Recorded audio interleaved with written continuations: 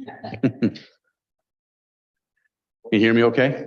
Okay, I think we're live. So with that, I will call to order the Beaumont City Council meeting of Tuesday, February 28th, 2023 here at 6 p.m. Council Chambers. Welcome, and we begin our meeting we always do with our land acknowledgement, which I'll proceed with now. We are pleased to be here today on traditional territory of Treaty 6. We acknowledge all those who share a deep connection with this land. The City of Beaumont respects the histories, languages, and cultures of all of Canada's First Peoples, whether they be a First Nation, Métis, or Inuit descent, and appreciates that their presence continues to enrich Canada's vibrant communities. As we gather here in the traditional territory of Treaty 6, we acknowledge that we are all treaty people, and we have ongoing responsibility to protect and honor all of life. Next on our agenda is proclamations, and I have two this evening. First being International Women's Day, March 8th, 2023. Whereas the United Nations began observing International Women's Day in 1975 during International Women's Week. And whereas in Canada, women make up more than half the population, and there's a necessity to raise awareness about the need for women and young girls of the world to have equitable opportunities in employment and education. And whereas in Beaumont, recognize the contributions of women to our community as entrepreneurs, decision makers, employees, and citizens. And whereas we all call attention to their ability and willingness to contribute to Canada's economic, political, and social communities. And whereas for many among us, our future depends on the success of women in our community. Now, therefore, be it resolved that I, Mayor Bill Danlick, do hereby proclaim March 8th, 2023 as International Women's Day in the City of Beaumont, Alberta, dated 20th of February, 2023. Next proclamation of two is Healing Huntley Rare Disease Day, February 28th, 2023. Whereas Rare Disease Day is the official international awareness raising campaign for rare diseases. And whereas Huntley Clark is a 6-year-old Beaumont boy that lives with an ultra rare genetic disorder called Smith-Kingsmore syndrome. And whereas Huntley is currently the only child in the world with a specific gene sequence mutation. And whereas today we honor the challenges that Huntley and millions of other individuals face daily that live with the rare conditions. Now, therefore, be it resolved that I, Mayor Bill Danlick, do hereby proclaim February 28th, 2023 as Healing Huntley Rare Disease Day in the City of Beaumont, Alberta, dated 20th of February, 2023. Thank you. Proceeding with our agenda, just so we're aware, Councillor Swain is detained on a work obligation this evening, will not be joining us. And just to remind our listeners that our councillors have full-time jobs, and sometimes their jobs take precedent over council work, and it has happened to some of us, and it has happened to Sam tonight. So we will see him at next council meeting in the future. Next on our agenda is adoption of the agenda. Madam Clerk, is there any changes to the agenda this evening? Thank you, Mayor. Administration does not have any amendments to the agenda this evening. Thank you. The member of council willing to move the adoption of the agenda as presented. Councillor Miller, Ashley, you have the floor. Sure. I move that the February 28th, 2023 council meeting agenda be adopted as presented. Thank you, Councillor. Discussion on the motion. Council, seeing none, I will ask you to vote on the motion before you. That carries unanimously. Thank you, Council. Next on our agenda is the consent agenda. There are 3 items this evening on consent agenda. I'll ask a member of council to, move the consent agenda, and then we'll see if there are any changes to it. Is a member of council willing to move the consent agenda as presented? Councillor Barnhart. Kathy, you have the floor. I would move that council consent to approve the following agenda items without debate. 5A, regular council meeting, February 14th, 2023. 5B, the special council meeting, February 21st, 2023. And 10A, regional initiatives update. Thank you. Council, discussion on the motion? Seeing none, would you please vote on the consent agenda as presented? Hang on a second. Yes, that carries unanimously. Thank you, Council. On our agenda now is 6A, request to waive property tax late payment fees, roll 008634. Mr. DeBlanco, I believe you'll be speaking to this evening, and your mic is on now, sir. Thank you. Good evening to the Mayor and Council. My name is Curtis DeBlanco. I'm the Director of Finance for the city. Administration received a request to waive property tax penalties pursuant to Section 347 of the Municipal Government Act. Administration's report, as well as administration's recommendation, was included in this evening's agenda package. That concludes my report. Thank you. Thank you, Council. Thank you, Councillor. Sorry. Mr. DeBlanco, Thank you very much. I appreciate that. Discussion from council on the report. Any questions from council? Seeing no questions. Sir, are you here this evening to speak to our agenda item? I believe that we're on your agenda item right now, if you care to speak.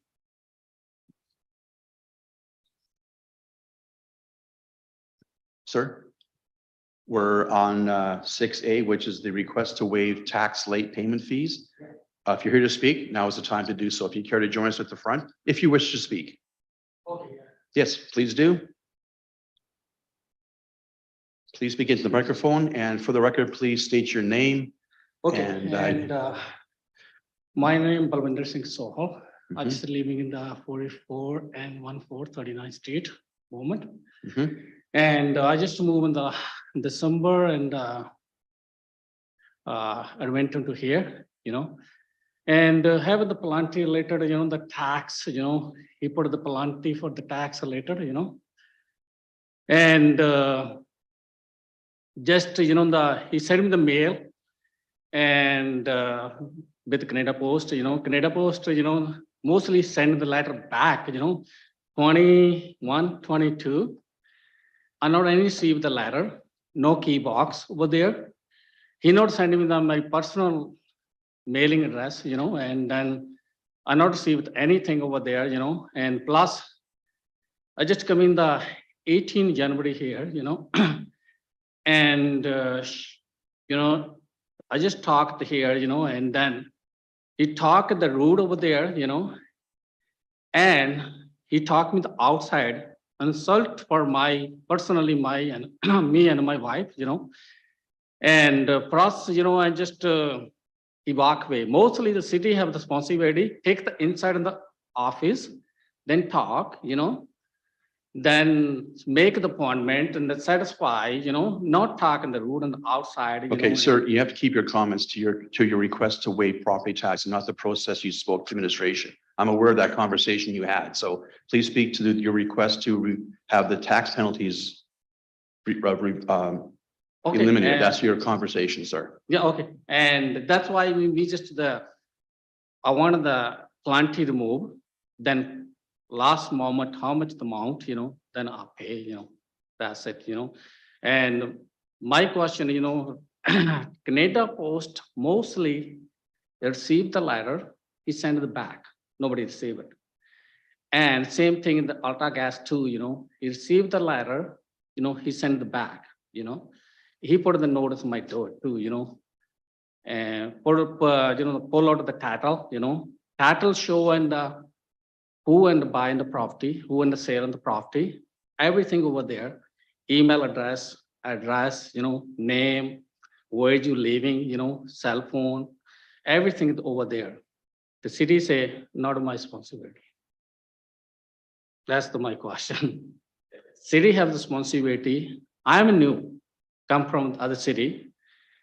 And I live in the 6 month year, then we know on the city law, And mostly the Edmonton city, he pulled out my title and he sent me my mailing address, my personal address, and have no address over there. Just he pulled out the personally, Okay. the address, That's why me requesting the move in the plenty till last Okay. moment, I just pay off, Okay, I appreciate that. Yeah. Any questions from council for our presenter before I make a comment myself? Any members of council? No. I appreciate your position, sir, but my understanding is from the file is that the lawyer gave us the address to register the property for property taxes. And that mailing address was given for the tax receipts, the tax notices for the property tax. It's the homeowner's responsibility to make sure they pay those property taxes. So if the lawyer gave us the address that we mailed it to, this is the responsibility, not the city's responsibility. So that's my understanding of the case. So I do appreciate your frustration, but we follow the rule that follow the address the lawyer gave us to register the taxes on that property. It's your responsibility as a homeowner to make sure you pay your taxes in a timely fashion. So it's not our responsibility to have you check where your mail went to. That's not our responsibility. No, city told me 21, 22, I received in the 22, 21, I received the letter. I told you the Canada Post received the letter, had not properly mailing address. I get in the key 29 December. How would you get in the mail? Well, I No. appreciate that. We can't be responsible for Canada Post. So you have any further comments on your position regarding the request? Me just request, and remove the plenty then. Okay, well, thank you for your comments. Yeah. Thank you, sir. Are there any further questions from council or the presenter or for administration on this particular issue? Seeing none, thank you, sir, for your presentation. Appreciate that. The member of council willing to move a recommendation based on the report from the administration. Anywhere you want to sit down is fine. Thank you very much. Let me just see here. Okay, I'll make a motion on the screen, please, that the request for waiving property tax penalties in the amount of $1,451.05 pertaining to roll 088634 be denied. Discussion on the motion from council. Seeing none, council, I'll ask you to vote on the motion.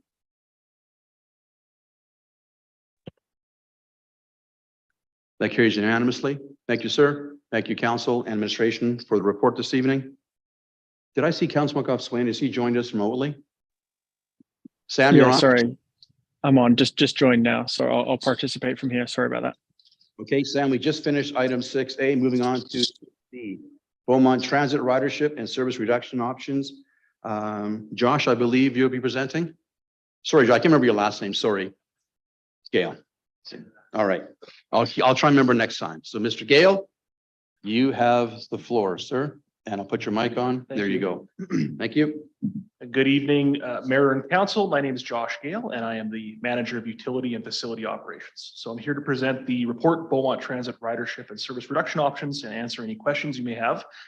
For a bit of background on the topic, Council directed administration to produce this report on ridership and service reduction options on December 20th, 2022, following the decision by the City of Edmonton to not allocate funding to the Edmonton Metropolitan Transit Service Commission, or the EMTSC.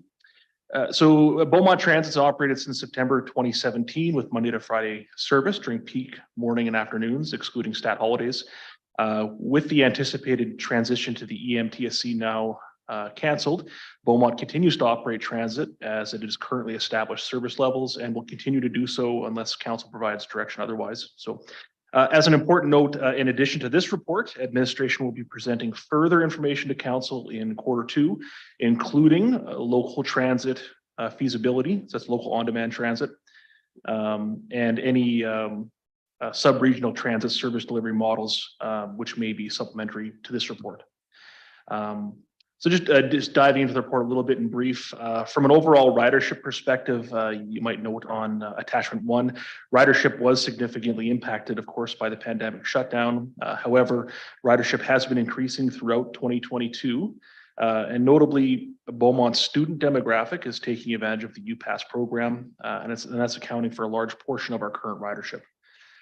With regard to the motion related to this report. For the purposes of this report, we considered 4 options for service reduction. Option 1 being status quo, 2 being reduced transit by 50%, 3 switching to smaller transit vehicles, and then 4, of course, suspending all transit services. With the, I'll just walk through those options. So status quo. So since the anticipated transition to the EMTSC included enhanced routes, the status quo option is technically a service reduction from what was anticipated, although we wouldn't expect that to have an impact on existing ridership. Our second option was to reduce transit operations by 50%, which we expected we could achieve by April 1st. We'd anticipate this would reduce the number of trips to Edmonton in the morning from 6 to 3, with evening service reduced in a similar fashion. This could, of course, significantly impact current riders and reduce current ridership, as well as challenge overall growth in ridership. Option 3 we presented is to switch our service delivery to smaller transit vehicles from our current 40 passenger units to a smaller 12 passenger unit, which we could achieve by May 1st. While this option certainly would service our existing ridership, it would limit future growth and could limit sub-regional approaches that could become viable in the future. Our final option considered was suspending all transit services, which could be achieved by June 1st.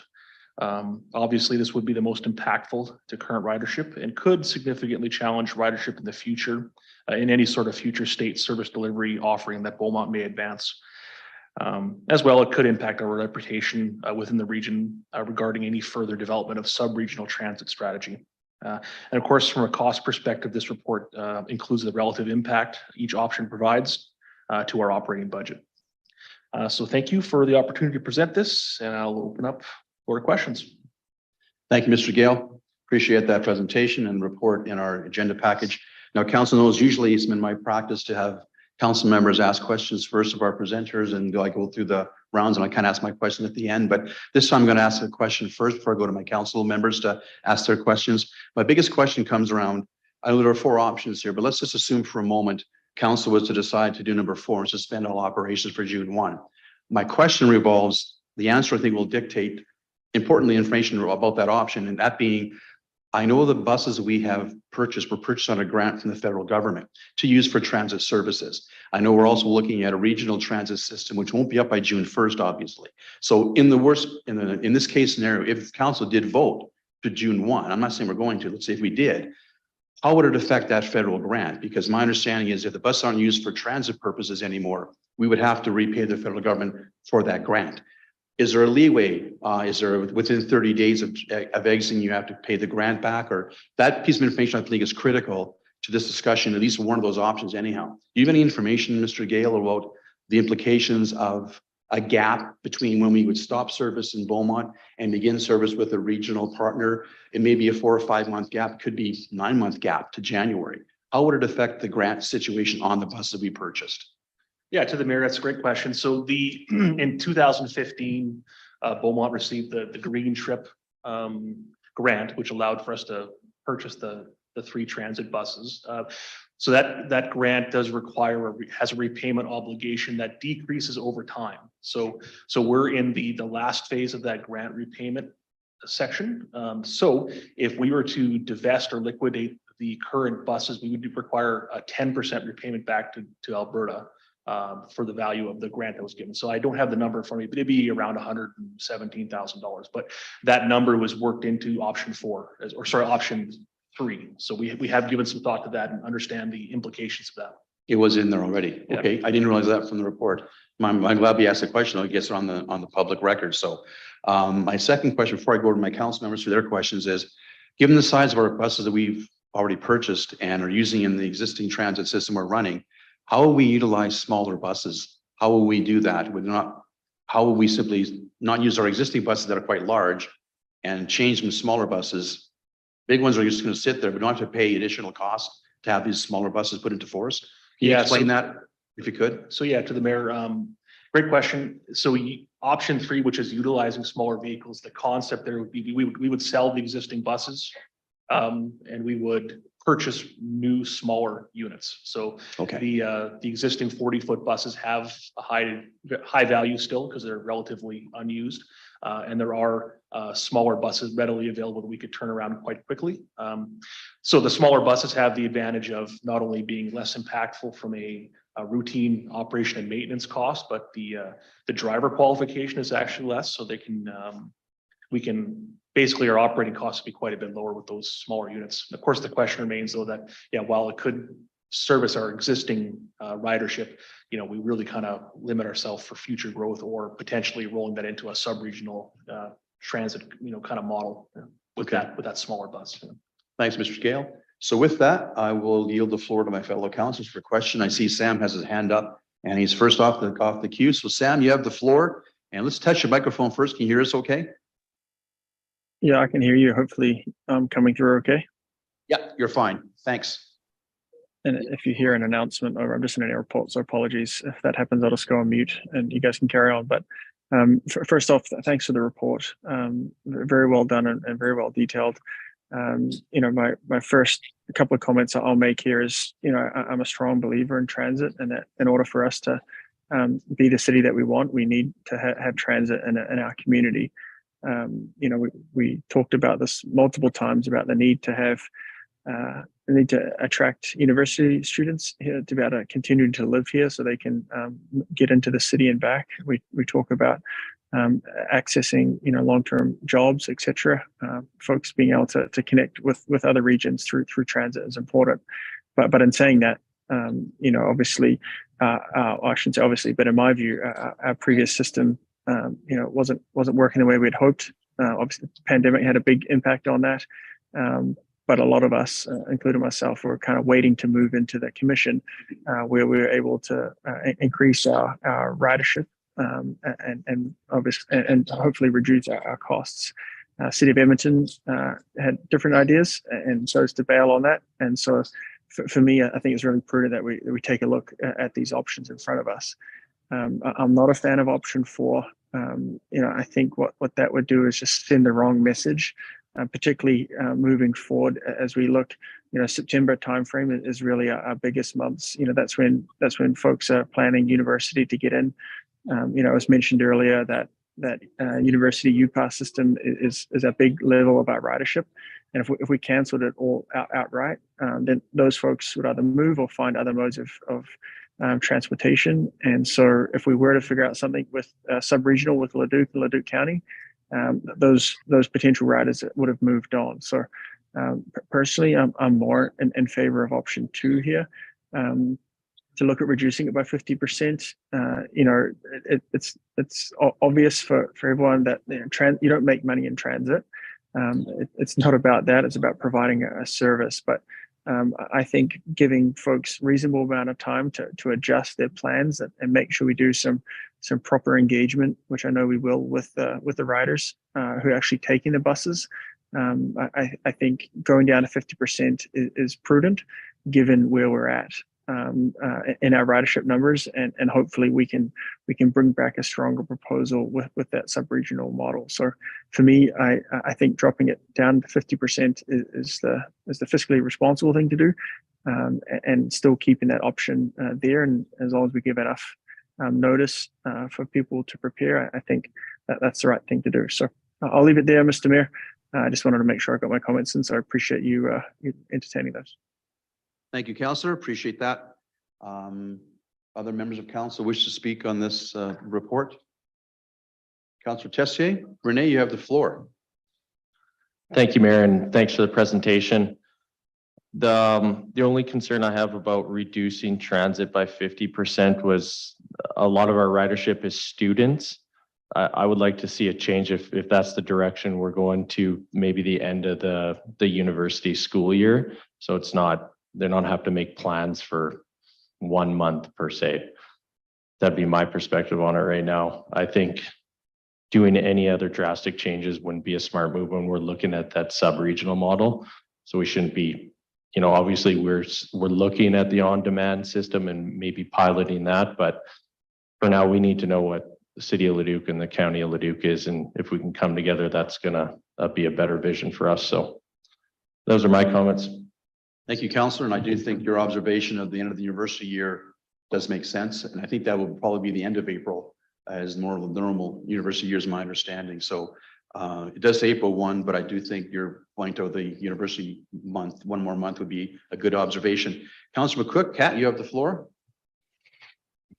Thank you. Yeah, I agree. This is a difficult decision because to Councillor McCoff-Swain's point, I believe strongly in the need for transit as well. I think a strong community is one that includes transit. However, the deficits we are carrying due to this are significant.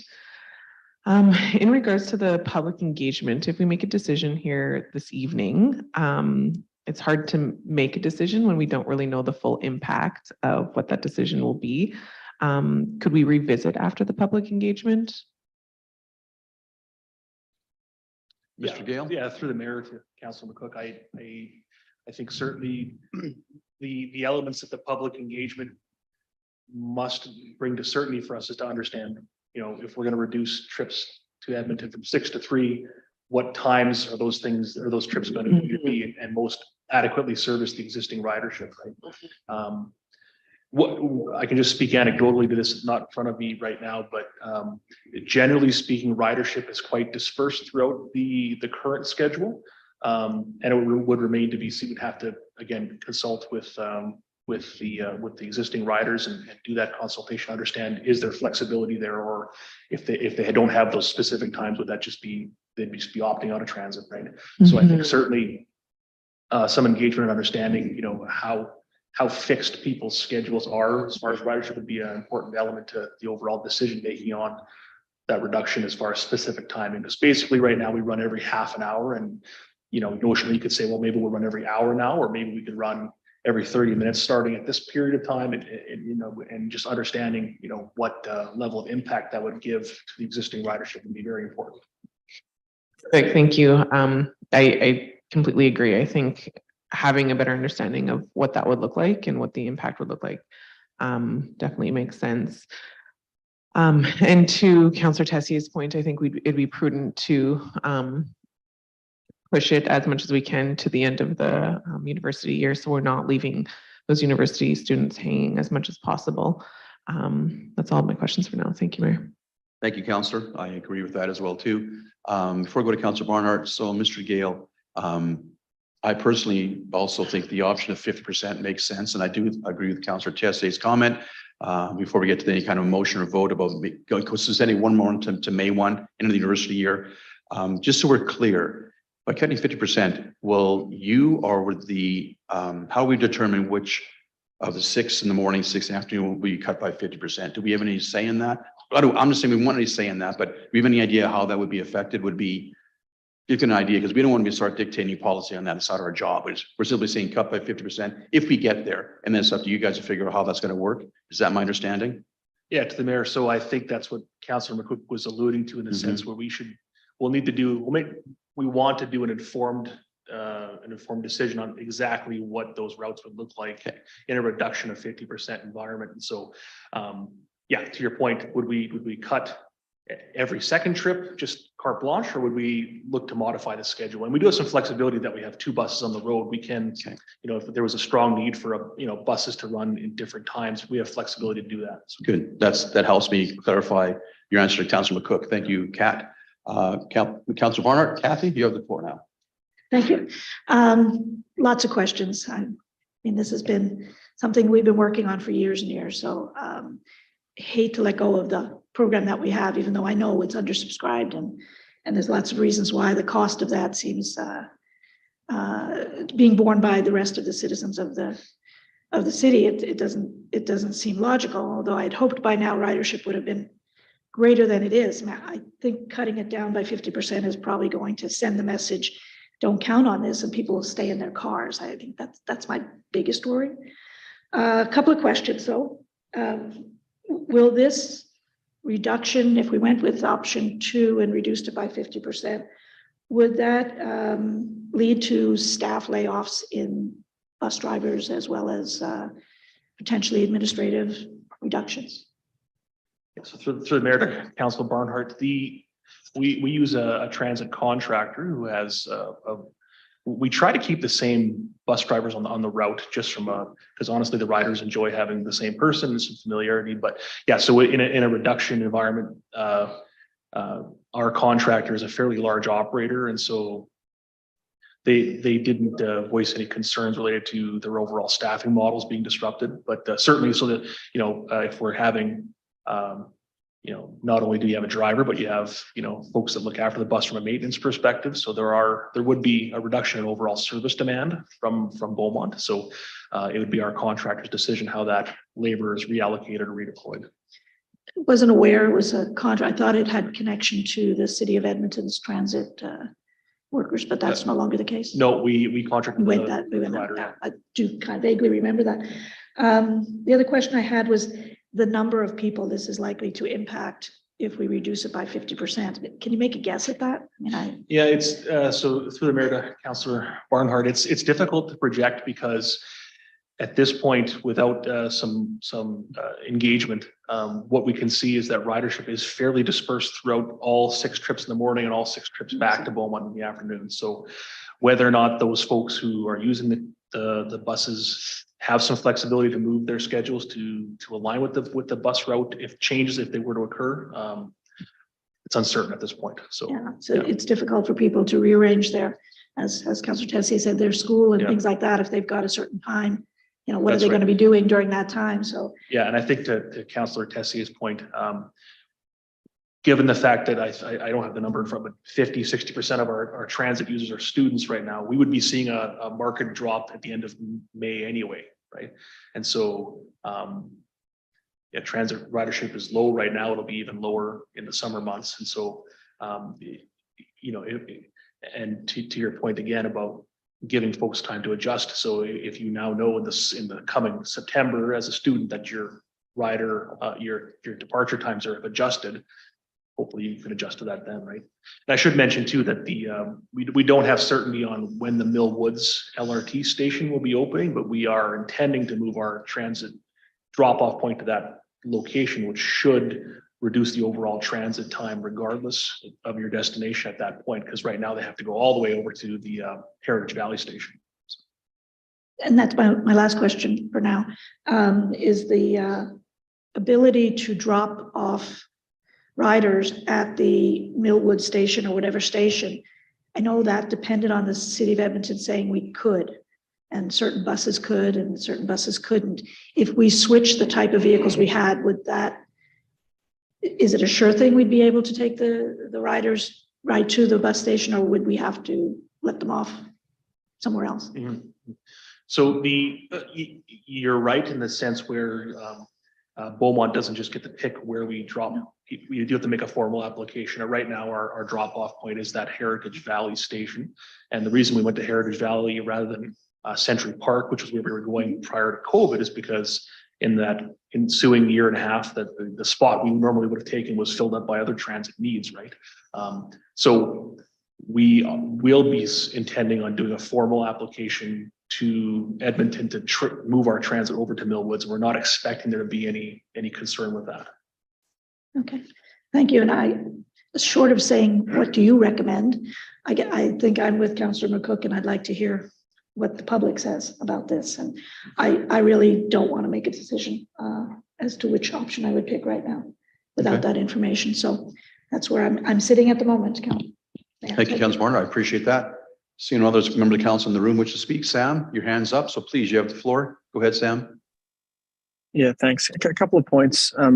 Just around, you know, if we're asking the riders, you know, what their preference is going to be, you know, it's really important, obviously, how we ask that question. They're all going to say, oh, well, keep it the same, because they're taking, you know, those every 30 minutes type thing. But I think if we frame it as, you know, council is committed to transit, we're looking at how we can do this more efficiently. In the interim, though, we're looking at reducing it. What does that look like for you? You know, the preference, you know, are they going every hour on the hour in the morning and the afternoon, or is it, as mentioned, every 30 minutes? So I just want to make sure that we're asking the right questions, because if we're just simply saying, what do you want to do to the riders, then, you know, they're going to say keep it the same. But that's our job, is to look at the bigger picture across the city. On that, I would be interested in finding out, like I hear from a lot of the riders on our network, that, you know, why aren't we just going to Millwoods now? I know there's differing opinions there, but, you know, quite frankly, I stopped taking the bus downtown because it has to go to Heritage. Then you got to get on another bus from Heritage to Century Park, and it took you know, significantly longer than it took to drive there. So, you know, I know a lot of people who stopped taking the transit, including myself, when we added that third stop that needed to be there. So I'm wondering if, you know, part of that engagement, that we're asking that question as well. Like we could apply. I mean, the LRT, you know, could be 10 years by the time they sort their stuff out to get that ready, right? Who knows? So I'd like to add that question. But tonight, personally, I know other councillors said they don't want to make a decision tonight. I think for me, you know, while I don't know what they're going to say in terms of what's the best route, I think for me, you know, reducing it by 50%, you know, picked a time frame based on Councillor Tessier's comments, but reducing it, that's a policy decision that I think we should make for the rest of this year today, and then engage with them on the best way to do that. So as it's identified in the report, we need to give the operator a month's notice in order to be able to make that change. And so I don't know how quickly we can get out, get the engagement, get the feedback, come back, And then, could be into the summer where our ridership is reduced anyway. So I'm in favor of moving option 2 to 9 and then conducting that engagement to determine how we move forward on that. So I'll leave it there, Mr. Mayor. Thanks, Sam. We'll go to Councilman Newkirk. Steve, you have the floor. Yeah, thank you. I had, in preparation for the meeting tonight, I had thoughts that we'd be in a spot to make a decision. So that's kind of where my head's at, is I would like to make a decision of some kind. Number 2 is where my head was landing. I wanted to listen to what everyone said tonight, because I had to finish some of my thoughts on that. Councillor Tessier brings up a good point that, perhaps the April 1st in option 2 should be massaged to May 1st.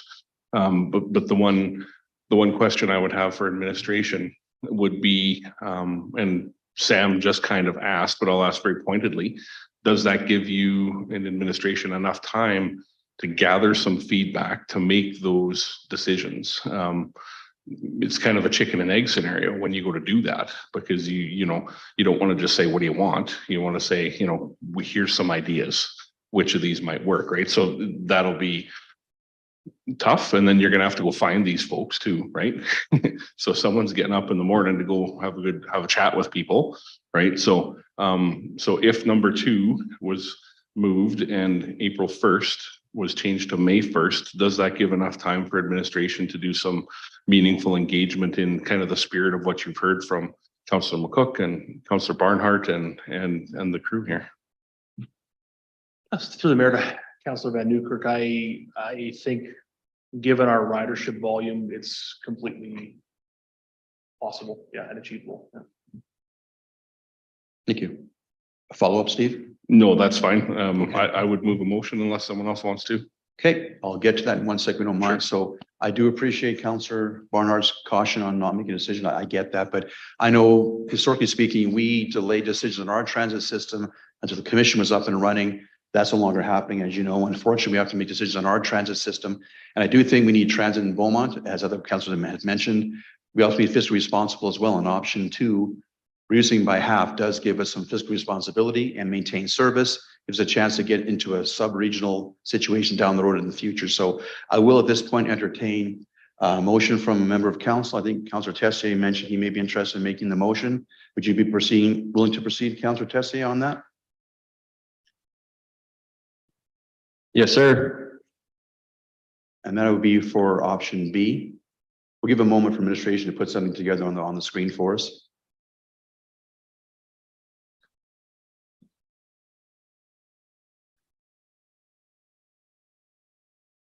Is that by the end, or would it be for May 1? You were suggesting, Ms. Winter. Madam Thank you, Clerk? Mayor. I've just been kind of listening to council back and forth with talking about timelines, so I didn't want to put an exact date in there until council kind of agrees on what date, if they want to go with the I May think Councillor 1st. Tessier was suggesting May 1 as opposed to April 1 from the report. So Yep, May 1st works for me.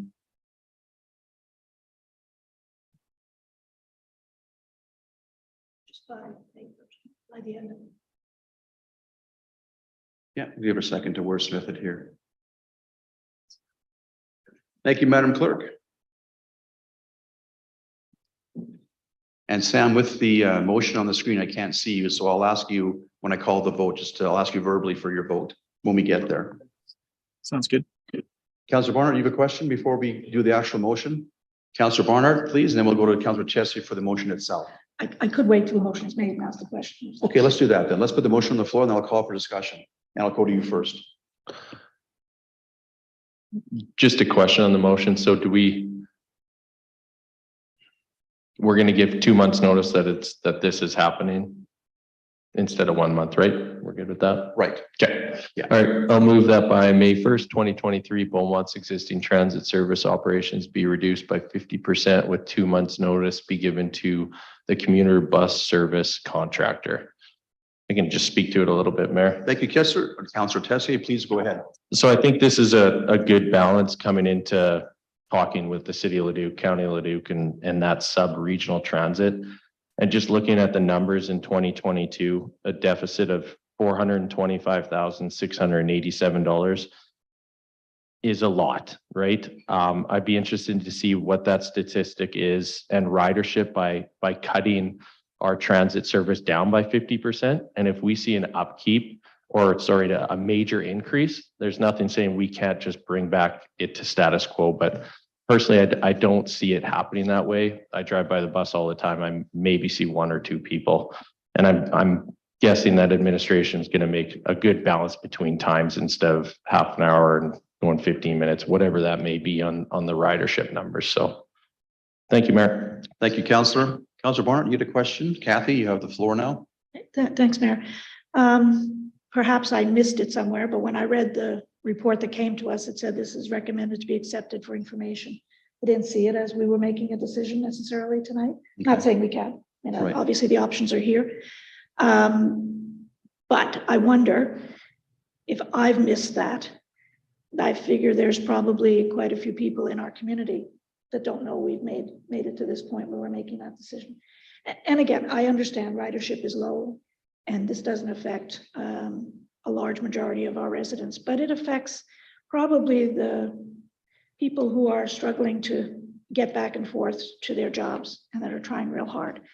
So I can read the votes in the room, but I won't be supporting the 50%. I would be supporting the status quo until we have another plan in place to take over for Leduc. So Thank that's you, where I'm Councillor. at this point, and I appreciate the conversation. Thank you, Councillor. I appreciate that. Having said that, I see Councillor Newkirk has his hand up. Steve, you have the floor. Yeah, thank you. And thank you to Councillor Tessier for putting the motion forward. I think this strikes a good balance. The one comment I would make just for those who are watching or reviewing this meeting, after it's happened here is that any feedback that you may have on this decision, please be sure to get that in through to the city. What I haven't seen or heard is a whole bunch of feedback on the service in quite some time. So, for those who this may be affecting, please reach in through the city and get that feedback documented. Thank you. Thank you, Councillor. Councillor McCook. Kat, you have the floor. Thank you. I was of the thought of Councillor Barnhart as well. I wasn't sure that we were officially making a decision tonight. However, I am okay to make a decision. I just want to be certain that once we go through this and we are able to collect some public engagement, that we will revisit this. I know that, we are looking at regional transit and whatnot. I'm guessing though, in the next 2 months, that's not going to come to fruition. Yeah. Therefore, if we do get feedback and we do hear from our community, are we going to be able to revisit this? And how quickly can we bounce it back to the full service if we do see an uptick in ridership? So just want to be sure of that. It can come back at a later time. I'm sure it can. Sam, I can't see you. Do you wish to say something before I have a final comment, before I call for the vote? Yeah, just briefly, I don't think we should put the time, with 2 months notice. That just prohibits us. Like if engagement takes a little bit longer, I'd rather the motion say be reduced by 50% with the appropriate notice be given to the bus commuter service contractor. So that we can adjust that. So if Councillor Tessier is okay with that, friendly amendments, I think that would help us out from an engagement perspective. Okay, so we'll take a moment to have Madam Clerk fix the motion. Councillor Tessier, you agree, as you mentioned a moment ago, you shook your head, so you're good. We'll let that just take place first. And I see your hand up for a moment. I'll come to you. Then I'll have a final comment myself, and then we'll go to a vote. Ms. Winter, you wish to? I'm fine, Yes. thank you, Mayor. I just wanted to make sure Councillor Tessier was good with that amendment. Yes, thank you. I believe he is. Councillor Tessier, it's on there now. Do you wish to maybe restate your motion, or you're good the way it's worded? Councillor Tessier, you have the floor. Yeah, that's good with me, Mayor. I was just going to add some closing notes if that's okay. Yeah, go ahead and I'll have a final comment and then we'll call for the vote. Perfect. Yeah, I want to appreciate Councillor Barnhart's comments and understanding what it took to get here in your previous terms for transit. I don't think it's going to be a drastic change to the ridership because they can still get to where they need to be. Maybe it might be a little bit earlier than they wanted to and potentially later, which is not ideal. But just looking at the numbers at around $1.4 million of deficit cost over the last 4 years, I think maybe we could find a little bit of a balance here by decreasing that number and then looking into sub-regional transit and hopefully finding a better balance for cost versus ridership numbers is just all kind of where I'm coming at it from. But I do appreciate the comments. Thank you. Thank you, Councillor. One final comment before I call for the vote. You may recall too, when we had the Transit Commission offer us service levels, we saw dramatic increases for our residents in service from the Transit Commission. It's not happening now, as you know, but I firmly believe that with the sub-regional transit initiative we're working with Leduc City and Leduc County, we can expect increased service to our residents, which should increase ridership. We're doing right now just our morning and afternoon. So if we start offering all daytime service and weekends or evenings with a regional perspective, that'll increase our ridership in the future. So I think this is a good prudent move right now to move forward with this motion. So seeing no further comments to speak, I will call for the vote on the motion before you. Councillor Monkoff-Swain, how do you vote? In favor. Thank you. That motion carries 6-1. Thank you, Council. Thank you, Mr. Gale. We appreciate the presentation. And by the way, the detail of the report, the options was exceptionally well done. Thank you. All right, next on our agenda this evening is 6C, Bylaw 1024-22, Community Standards Bylaw, Construction Waste Options. Ms. Darje, I believe you'll be speaking this evening, and let me find which microphone you're on. That's you. Yes. Go ahead, please. Thank you. There we go. So good evening, Mayor and Council. I'm here to present options for Council's consideration in response to a request for proactive measures to address construction waste through the Community Standards Bylaw. So starting with our current state, the Community Standard Bylaw regulations require each construction site to have a waste container placed on site that prevents material from being blown away from the construction site. All construction material is required to be stacked or stored on the property so that it is not capable of being blown around on or off the construction site. This could mean emptying the waste container frequently, having a lid or some other cover to secure material, or it could mean placing construction waste in the garage with a tarp over the opening or some other means of containing and controlling the movement of waste. The land use bylaw has similar provisions as well. Next slide, please.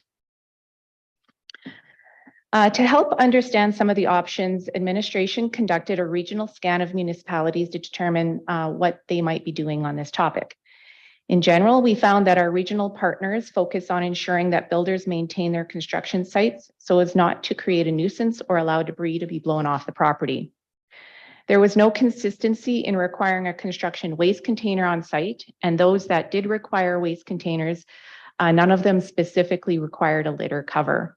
There were a couple of municipalities who did require additional documentation as part of their new house permit application. Those included having the builder sign an acknowledgement that they would keep the site clean or complete a construction debris management plan. A couple of municipalities did produce residential construction guides that included information on being good construction neighbors and expectations for site cleanliness. Next slide, please. Recognizing that our regional partners may not experience the same construction volume as Beaumont, administration also looked into the other 4 fastest growing municipalities. Only Cochrane and Airdrie required waste containers on site, and only Airdrie actually specifically requires a fixed cover. Since 2012, Airdrie has required that covers are kept in position from 7 p.m. to 7 a.m. when construction garbage is not being loaded into the receptacle. From 7 a.m. to 7 p.m., covers were only needed to be in the closed position if no construction activity is taking place or during periods of high wind. Builders were not responsible for closing the cover when obvious signs of illegal dumping have taken place. Our discussions with Airdrie's enforcement staff indicated that they do not enforce these regulations on a proactive basis. Any complaints received are addressed by issuing a 24-hour warning, but any future fines for that site are then issued without warning. Administration also reached out to the Edmonton Area Canadian Home Builders Association for comment. They advised that transitioning to bins with lids would mean every builder would have to use steel bins, which may be too large for some sites, requiring the bins to be placed on roadways. Most of the municipalities we canvassed did not permit bins to be placed on roadways.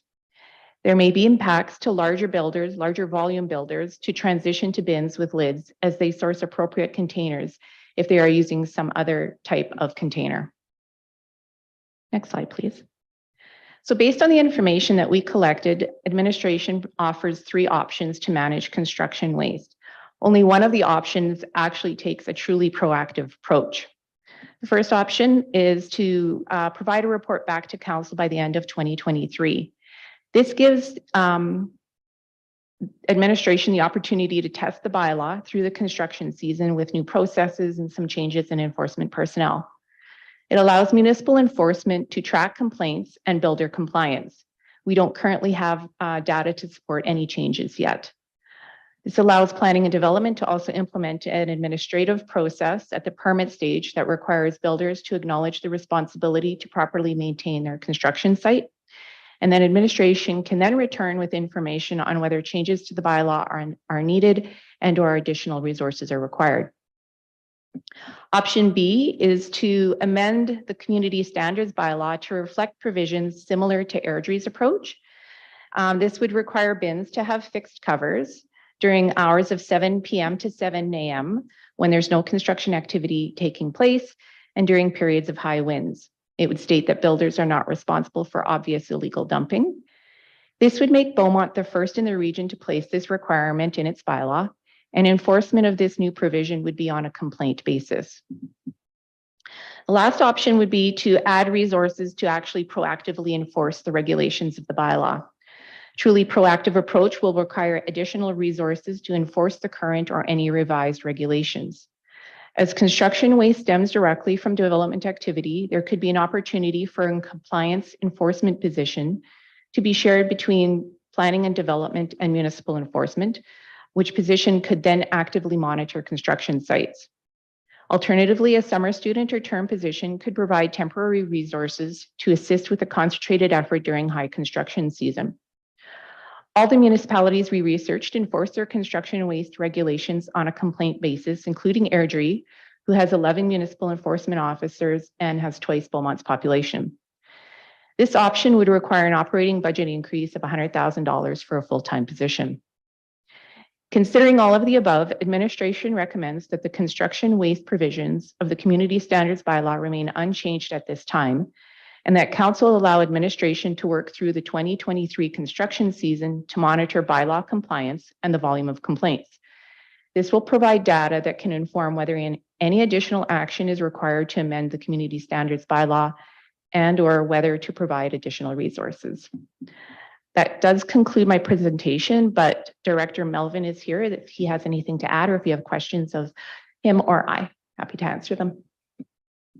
Thank you, Ms. Darjay. Much appreciated. And with that, I see a couple of lights already lighting, 4 lights already. Wow, you guys are all on top of this. So Councillor McCook, followed by Councillor Tesse, followed by Councillor Van Newkirk, followed by Councillor Miller and Councillor Barnhart. I'm sure you'll jump in eventually. So in the meantime, I got 4 to 6. So and Sam has left us to catch a plane for his work obligations. So he is no longer online and won't be participating longer in this evening's council meeting. Councillor McCook, Kat, you have the floor. Thank you, Mayor. Thank you for the report and the various options. A few questions. Well, I understand the CBHA's approach with saying that piling drywall neatly and removing within 72 hours is best practice. It just doesn't really happen in reality. If you take a drive around anywhere, you can inevitably see residential construction site messes everywhere.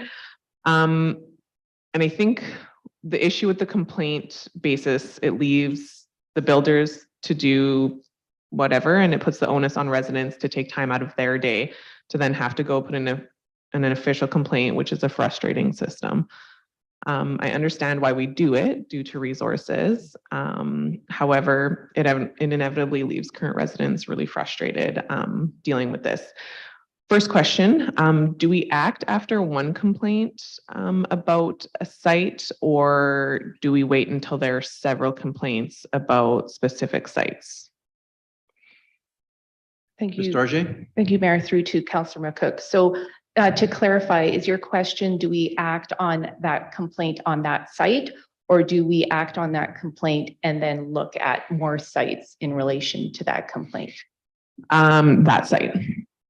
So my understanding is that we act on that complaint on that site. Okay, so we would attend the site and proceed with whatever Yeah. measures. Okay, thank you.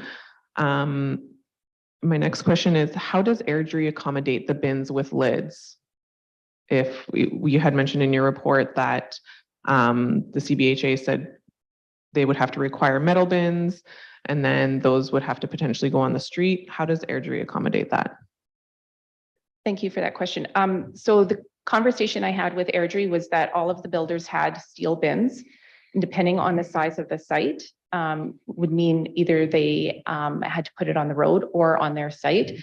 They don't permit bins on site or sorry, on the roadway without a special permit.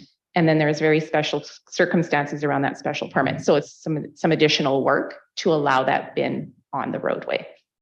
Okay, so mostly they're able to accommodate them on the site. Yes. Okay, thank you. Just a couple more quick questions. Please, Kat.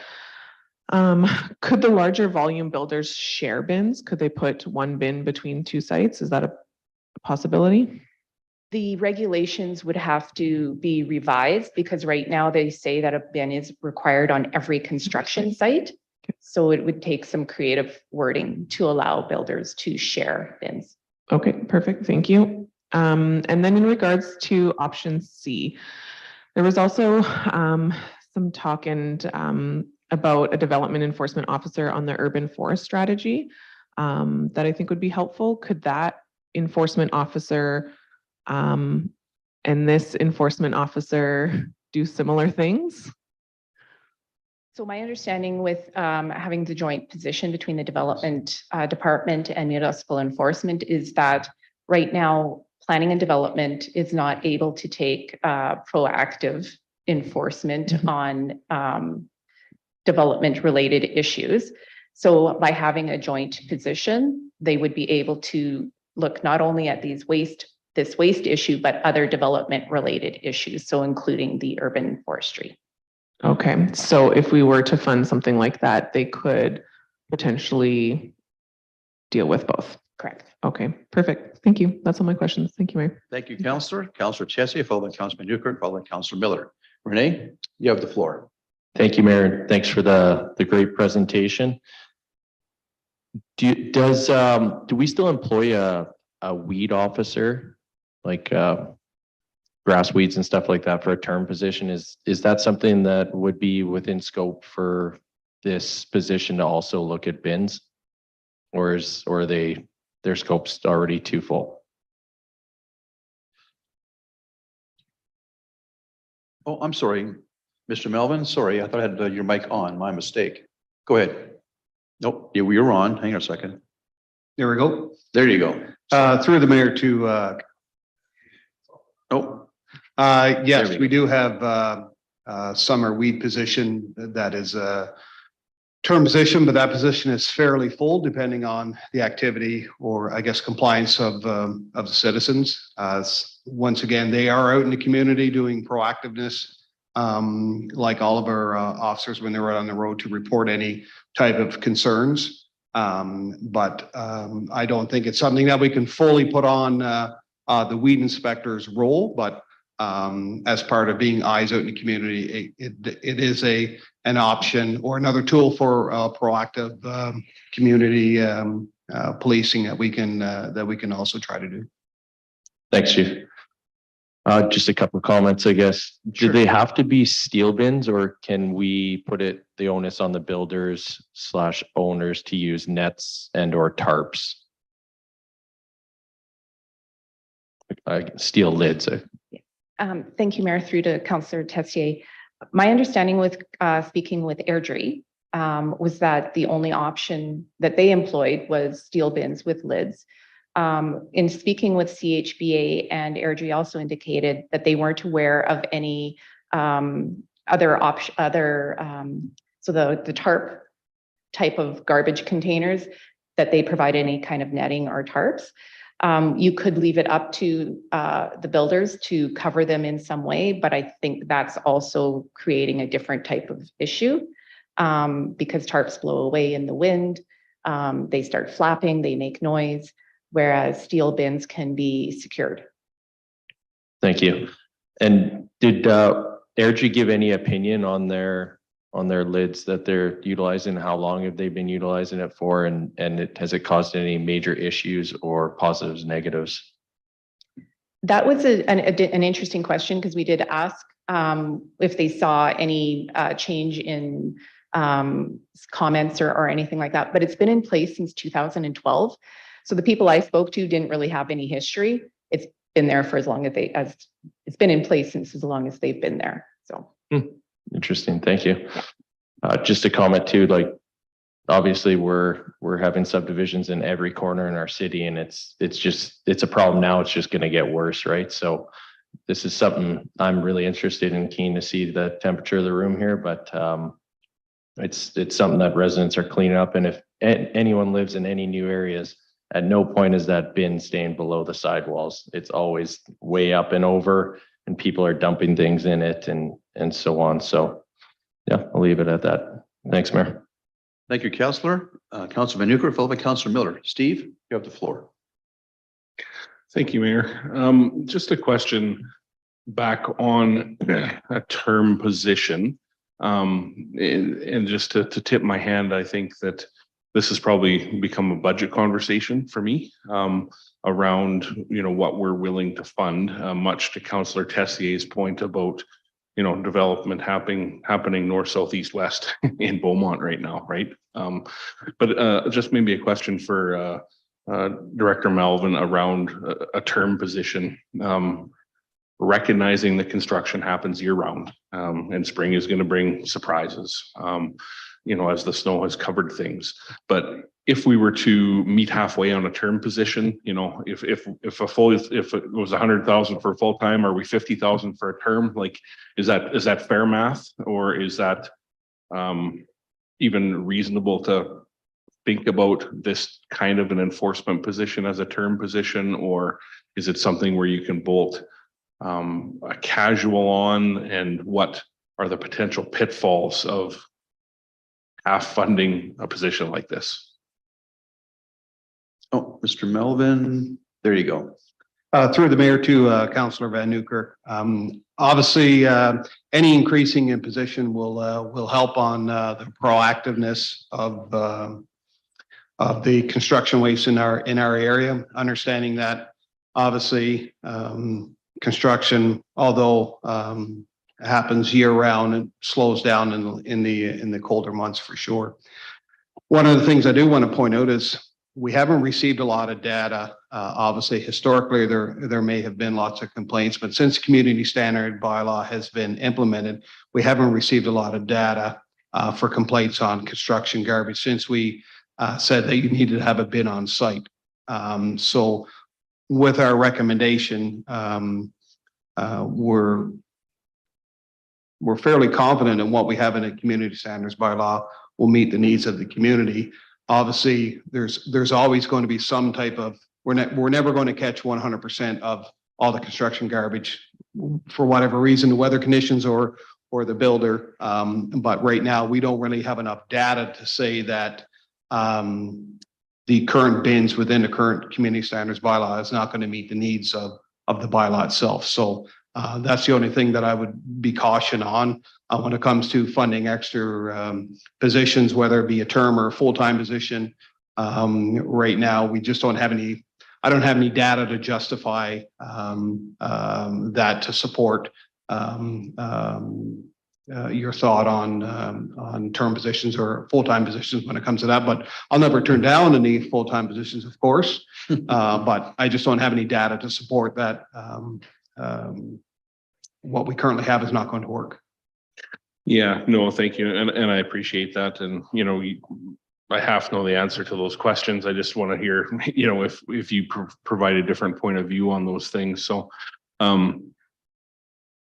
this past construction season, things came to a complete head in the community. Like, people were out of their vehicles mad, at each other, at builders. We're looking at 4 or 5 inches of mud across, and it was just, the situation was completely taken advantage of, to the point where we have stop signs on doors, right? So we can't end up there again. But I also recognize that without more dollars allocated to this, much to Councillor McCook's initial points, that we're, continually frustrating the residents to ask them to go through this complaint-based process to one at a time inspect. And when you one at a time inspect, you one at a time make a report on the property, and then you one at a time go back to your desk to do it, right? So, so if you all of a sudden have an officer getting hundreds of complaints, that's hundreds of reports documented to hundreds of properties. And I think that spirals out of control pretty quickly too. So, in just thinking aloud, perhaps the recommendation that is in front of us would suffice for tonight. And, should a councillor or myself wish to lobby to fund another position at our upcoming budget deliberations, that could occur. So I don't think we're in the business tonight of saying, let's fund another officer, because I wouldn't support that tonight. I would support, whoever was thinking that way, bringing it to the budget discussion, because it is fairly close to us. And I also do not think that we've even started to capture the data. We've captured frustration, we've captured that, but we haven't really captured the data. I do know also that the mayor attended a poor fellow's home that, every time a windstorm keeps up, his whole garden and trees are full of random plastic everything, right? So it isn't just a problem confined to one spot. So I'll be interested to see maybe what Councillor Miller or Councillor Barnhart think, but perhaps the recommendation in front of us is a good way to go for tonight. And if there was a appetite to discuss funding another position in the upcoming budget, which is not far away, then, let's have that discussion too. So those are my thoughts, Mayor. Thanks to administration.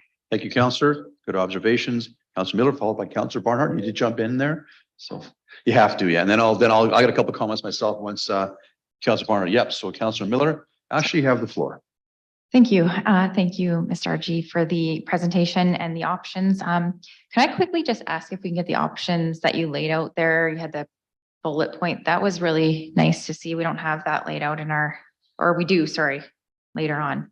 Anyways, can we just have it up there as we're talking about it? It's kind of nice to have it right there. Good conversation. I originally brought this notice of motion forward for this report because I think we do have I know we might not have a lot of data right now, as Councillor Van Nieuwenkerk said, we do have a lot of frustration. And the thing for me, I have a couple questions regarding the enforcement. So we're talking about the enforcement and I guess, what does that mean? And at what point, if it's complaint based, are we calling for enforcement? Because how do we know, I guess, once this waste is ending up in people's yards and green spaces and ponds, how do we know which site it came from, and how are we actually able to tie it back to a builder? I don't know who I'm asking. I'm probably asking Mr. Melvin. Who wants to jump on that question? Yeah. Director Melville. Through the mayor to Councillor Miller. Can you just rephrase your question so I? Sorry, that was kind of all over the place. How do we know where the waste is coming from when it's already ending up in ponds and green spaces, and how we can what happens when people complain about the waste? It might be in their yard, maybe because they're adjacent to the builder, but when it's in ponds and when it's in green spaces, that's my question. How are we knowing? Through the mayor to Councilor Miller, obviously, when it comes to construction waste, there's no real name on it, on who it belongs to. So that's always going to be a challenge, depending on which property it comes from. We take a lot of, when the complaints come in and we respond back to the complainant, majority of the time, I would say the complainant knows which yard or which construction site it's coming from. depending on their area within the city. So all we can do is respond to the complainant and address the issues. Obviously, when I got here, municipal enforcement, we did a bit of a restructuring earlier this year, and we really started to clamp down on construction waste throughout the summer, including up into issuing orders for certain areas within the community. And then we got a community standards bylaw in place to address those concerns. So we've heard the residents. We've tried to address it in the community standards bylaw. We've been out doing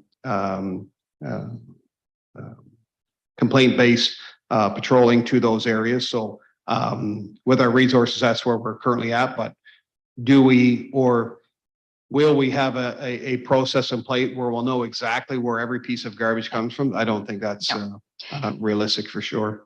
But understanding that those green spaces, then it's obviously up to us within the city to clean that up. Right. So thank you for that answer. And where I'm going with this is, you know, I brought this forward because I feel we do need to encourage these builders to practice proper environmental practices. And I don't really want to use the word proactive. I mean, I don't know if there's a negative connotation to that because we talk about officers and everything. But I am leaning towards, and I was prepared to make a motion tonight. I'm just trying to understand the conversation here and where we're going. I'm not so certain that option C is like Councillor Van Nieuwerkerk said, is where we're going at this point. But I am leaning towards option B just for an extra point of measurement. I would just maybe like some clarification. Once again, that does not require, because it does, it does state in here that it will require additional communication and enforcement for option B, but there wasn't any mention of a dollar amount on that. So what exactly does that mean? Ms. Dargy? Thank you, Mayor, through to Councillor Miller. So the communication to builders will be the change into the community standards bylaws. So the requirement to now have a fixed cover. Mm-hmm. And then there will be some additional follow-up to ensure that the builders have made that change. So that's going to take some additional resourcing from our municipal enforcement officers. So it's still within their operating, but it's going to take additional time away from perhaps other enforcement duties that they will need to do. For the builder. To ensure that the builders have complied with this. Yeah, so that they understand, right? Because there's new builders, there's existing builders. We have to get the existing builders to change their bins. New builders need to know what the regulations are.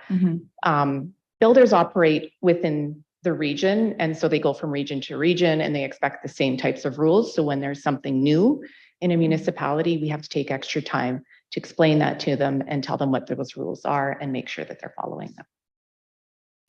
Okay. Just one last question here to clarify for option A. Report back to council by the end of 2023 is the recommendation with data compiled.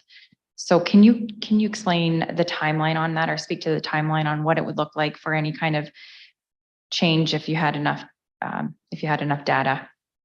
Sure. So the reason for the end of 2023 is a high construction season usually starts about now, March, and goes until about October. Yes, there's construction year round, but that's when we see the highest volume. So by the end of that high volume, we would be able to compile the data that municipal enforcement has got on these complaints and then bring back a recommendation as to whether or not there should be changes to the bylaw or whether additional resources are needed to be able to keep up with the issues. We'd also be able to determine whether or not we were able to get the builders to remain compliant. So it's one thing to enforce on one site, but then also to see how much they are starting to comply on their own. Okay, well, thank you very much. I have additional thoughts and I'm kind of leaning towards a certain way, but I see there's others with their mics on, so we might have to do round two here. I'll come back to you. Okay, no problem. Thank you, Councillor. I'll go to Councillor Barnhart. That'll conclude round one. I got a couple of questions myself, then we'll go into round two. So Councillor Barnhart, Kathy, you have the floor. Thank you very much, Mayor. Chief Meldon, what is the significant change between last spring and now this spring? Chief? Through the mayor to Councillor Barnhart. Obviously, last year, our supervisor just started in February. We hired a new supervisor. Coming out of COVID, we did a bit of a reorg on how we're doing our staffing. We brought in some more casuals, and we started to address numerous things within municipal enforcement, not just community standards, animal control, traffic safety. There was an abundance, equipment and training. So there was just more than one bylaw that we were looked after. So there's been an immense amount of work done within the municipal enforcement department last year. And I even know the supervisor was even out patrolling in certain areas where we had complaints come into the city and complaints to council about garbage that we address through orders with the planning and development. So that's really where the real big change is. And right now we're a year into kind of revamping the organization, and you've already seen some changes come before you when it comes to bylaws that we've been working on. So that's where a lot of our effort has been over the last year. Thank you for that. I mean, I'm hearing you say you're more confident in the spring coming up that you'll be able to look into some of the complaints more, maybe not proactively, but in terms of finding the bad actors and dealing with that. It sounds to me that you're optimistic that you can do better this year. Not you can do better, but you can follow up on the complaints that are coming in better than you would have been able to do last year. Is that correct? Through the mayor to Councillor Barnhart, I am very optimistic with the department in itself, knowing what we know from last year, certain things that we can learn on, and we know the trouble areas. Now that we have a community standards bylaw, a lot of that information can now go through planning and development, so we can let the new builders and let the developers know that, hey, here's the updated bylaws, and we're definitely going to be checking and patrolling, and our officers know that is the ultimate goal here to ensure that we have a safe community and nothing's blowing around all the time. And so I'm confident this year with the community standards bylaw, we've given the officers the tools now to enforce and make sure that the developers and builders are all in compliant with our city bylaws. Thank you. I mean, I do feel that as well, that there's been a lot more clarity to what it is. This council has been very clear and brought forward the residents' concerns. So I do think that the message has been delivered. One further question, Mayor, if I may. Yes, please. To Ms. Dargy. When I think about option B and the fixed cover, I guess one of the first things I think of is, are those bins even available in this region if we're the only municipality that requires them that way? I mean, would there be a significant outcry from the builders? Like, how can we comply if we can't find those bins? Because usually things like that are either available or they're not, or there's supply chain issues or something like that. So could you comment a little further? I think you started down that road, and I'd just like to hear some more.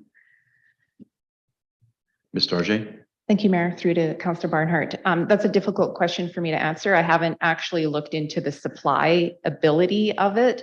A lot of the steel bins that are out there now do have covers on them. They're just not necessarily being used, but not all builders opt to use a steel bin. There are a lot that use the tarp type containers that can be picked up like a bag. They use the back of trucks to throw their garbage in, so then that can be hauled away like that. They have different options that they're using, so they're not all currently using steel bins. So I'm not sure how easily it will be for them to source that, but that was something that CHBA did kind of intimate that would be a difficult initiative, especially for the larger volume builders, because of the number of buildings under construction that they have going on at one time. Now, if we're the only municipality that requires that, maybe it won't be so difficult, but I Can't give a definitive. So we answer. really haven't, we don't know yet. And Yeah. right now in the region, no one else is requiring it. Airdrie is the only municipality we found that is doing that. right That's now. correct. All right. Thank you for that. And thank you, Mayor. Thank you, Councillor. I'll have a couple of comments, maybe a question, then we'll go into round two, and then I'll look at getting a motion from somebody, either on the recommendation and report or another motion that may come from a member of council this evening. My thoughts are, I'm not at option C, as Councilman Newkirk said a moment ago, I'm not there tonight. Option B, I'm having difficulty getting to, and I'll explain why in a moment here. I understand where this is coming from. We all entertained concerns from residents last year about the garbage and so on. And I do recall last year when, as Steve mentioned, there were a couple of 3 weeks where it really got bad and calls were coming, from the same people, but they were coming. Nonetheless, municipal enforcement went out there and issued some verbal education, let's say, to some builders that were offending. Some stop work orders were issued and a couple of tickets, I believe, were issued. The residents who were complaining called me back and said they saw municipal enforcement there. They said they did a great job talking to them, and they noticed a vast improvement for a couple of weeks. And then it kind of went back to the way it was before. So our existing resources were able to do a pretty good job last year in policing, if you will, the situation. So I think we have the resources the same this year to do the same job. And I think we can be a little more adamant about in policing, if you will, the situation with some of the builders who simply weren't looking after the sites that they should. My thoughts on option A, however, as Ashley mentioned about the timeline, I understand the building cycle is March to October. That's sort of the full bulk of the cycle. I get that. Part of me is thinking, well, if we cut that in half and said as of July 1, what's the complaints? Can we do a report by end of the third quarter? But by the time the report got done, it'd be October anyhow. So we're not going to save anything if we roll back the time of the report from Q4 to Q3. When I think it through, that really won't do anything. And if you only go from March to April, that's not a timeline to get data. So I'm leaning towards the recommendation that we give administration the opportunity to get the data done. We make an informed decision based on the data. That's how I'm kind of leaning. I'm having trouble getting to option B. If it becomes a motion this evening, we don't have the data to back it up. I know my memory from last year and the calls we got, but memory's getting old too. I can't remember exactly how many calls there were. It could be the same person calling 10 times. Well, that's not 10 people. That's one person calling 10 times. It's a difference there. If there's 25 people calling once versus one person calling 25, you know what I'm getting at. Mhm. So we have to we need the data, and we don't have that yet. So I understand we want to fix the problem. It is a problem, but not all builders, to be clear. There are a number of builders in town who do a very good job and are not the issue. Other builders are the issue. So we're not talking about all builders. We're talking about perhaps a few, but the few are getting attention from us and from municipal enforcement. So having said that, I'll entertain round two, and then I'll ask for a motion from a member of council either to endorse the recommendation in the report or offer a different motion for consideration. So I've got Steve, followed by Kat, followed by Ashley. Steve? Yeah, thank you, Mayor. Just a question right back to the route and where things start at the permit level. What is our opportunity to increase the messaging on every permit that goes out? A condition of permit is probably, follow community standards bylaw, sure. But, what is our ability or opportunity to attach a special letter in there or to send a memo from the city out to the 20 largest volume builders in the community? We have the data. We know who's getting the permits. So if we look right back to the front end of this and try and re-message right from the point of transaction, what might that do? Is there an opportunity there, or what does that look like? Thank you, Mayor, through to Councillor Van Newkirk. So in my discussion with planning and development, they could very easily implement an acknowledgement form, a builder acknowledgement form, which would have them initial certain statements that they acknowledge that they have to have a bin on site, that they have to maintain it in a clean manner. Sending out just communications hasn't necessarily worked well in the past. There's a lot of information that goes out in a new house package, and it doesn't get read on a regular basis. But actually signing a document requires some thought. Maybe they read some of it, maybe they don't. But every time they have to sign it, they will get something different out of it. So that's that is something that planning and development has indicated that they could implement With current resources. with current resources for every permit. Yeah. Yeah, and that definitely could be a part of a solution. I guess my mayor, my concerns with option B is fixed cover only works for the stuff that might blow away. And, you know, a lot of the problem that I saw was like 3 and 4 inches of buildup on the sidewalk that people couldn't pass, or refuse and debris pounded into the dirt or whatever. So it, like, the problem was definitely stuff that could blow away in these crazy winds that we get, but it's also the stuff that doesn't blow away that just piles and makes a junky mess and, you know, ruins the path for other people and things and whatnot. So I think I would definitely support, you know, that type of an acknowledgement from planning and development. That sounds like using current resources, something that could be a part of a solution here. So yeah, thank you for the opportunity on round 2. Thank you, Councillor. And I do think the type of complaints will be important too. Is it blowing debris, or is it rebar sticking out of the ground that kids can walk on? That's a whole different conversation. Depends on what kind of data we get if we go to the data gathering stage, hopefully. Councillor McCook, followed by Councillor Miller, then I'm going to ask for a motion and get this moving along. So Kat, you have the floor, followed by Ashley. Thank you, Mayor. I would say that I agree. I do have some hesitations around option B, as it seems we don't really have all the details in regards to Councillor Barnhart's point, accessibility to some of these bins. I guess also the concern would be around the 0 lot line lots and how those lots would accommodate some of these bins. And then even on those roads, I'm guessing would not accommodate these bins either. So that is a little bit where I have the hesitation. To Chief Melvin's points, that he's confident that we can push more and be a little bit more proactive in dealing with some of these issues.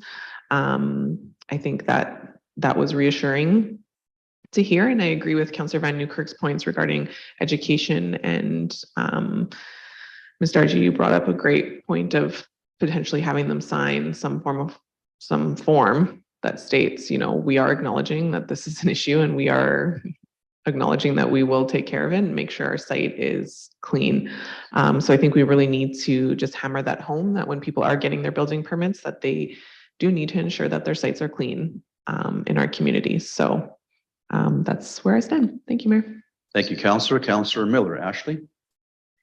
Yeah, good conversation. I'm glad that we're having it because it's, you know, giving some more light to this issue. I'm with the councillors on option B not being quite clear enough. There's certain dynamics around it that we can't just say, you know, fixed cover, 0 lot lines, all those things. Totally agree with that, but I do agree that we need to be a little more proactive on the front end, to Councillor Van Newkirk's point. My question is, how do we incorporate something like in the report here, we have a what's it called?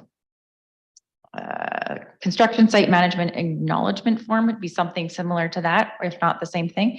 So if I was to make a motion to option A, could I incorporate that form into the motion, or would I even have to do that? Is it already in there? I guess I would ask if it needs to specifically be noted in there that it's going to be included. Or do I just keep the motion as is, and that would suffice? Mayor. Ms. Dargy? Thank you, Mayor. Through to Councillor Miller. Shalane can correct me if I'm wrong, but I mean, because this is that would be an administrative process. There's no direction required from council. It's just if you want to move forward with option A, administration will put together a form, an appropriate form that would accommodate that. Okay, yeah. And just for clarification, when would that start going out? Would it be sent out to all current builders, or would it be sent to, you know, what does this all look like here? Because it would be an acknowledgement form that would be signed at the permit stage. It would be for every new construction permit. So that would not be for every construction site that's currently under construction, but for repeat builders who are currently building and are coming back and taking out another permit, they would still have to sign that acknowledgement form. So it would be for every single permit. Going forward. Okay. Yes. That doesn't mean that there can't be communication that goes out to builders now about their requirements to keep their site scene clean, et cetera. So that's why I wouldn't put it in motion. It allows administration different options on communicating this to current and new builders. Okay. Thank you for that. Yes, I would like to see, some sort of information come back where we know that it's went out to current builders, because of the issue that we're talking about tonight is because of the current builders. And to Mayor Bill's point about the data and everything, I fully support the data coming back, but that's only going to tell us complaints basically from residents when it's ending up in their yards. Like, we're not going to know where it's coming from and which builders to ticket if we don't know where that garbage in the ponds is coming from in the green spaces. So I still am concerned about that aspect of it. So encouraging them from the beginning is definitely something that's very enticing, I think, for this going forward. And if I don't need to do anything, then I guess there won't be a motion coming forward. But I'd like to hear more from you guys. So. Okay, so Councilor Middle, just to clarify then, so in the report, recommendation is outlined on page 1. It says that is essentially option A, correct? That's correct. Right. Yeah, so that could be the motion if you're in favor of moving with option A. So is there a member of council willing to make a motion at this time? Councilor Barnhart, are you willing to make a motion? Do you have an additional question? Okay, Councilor Miller, do you wish to make a motion? Sure. Okay. And is that going to be the recommendation in the report or something different? It's going to be the recommendation in the report. Thank you. Wait for Madam Clerk to put it on the screen for you. Okay. There you go, Councilor. Sure. So I move that by the end of Q4 2023, administration prepare a report on the number of complaints received regarding construction waste and the measures taken by administration to achieve compliance by builders with construction waste regulations of the community standards bylaw. Thank you, Councilor. Just to speak to the motion. Any further? I don't think I need to speak further. I look forward to a couple of proactive measures in place for the builders going forward. So thank you. Okay, thank you. Councilor Barnard, you had a question?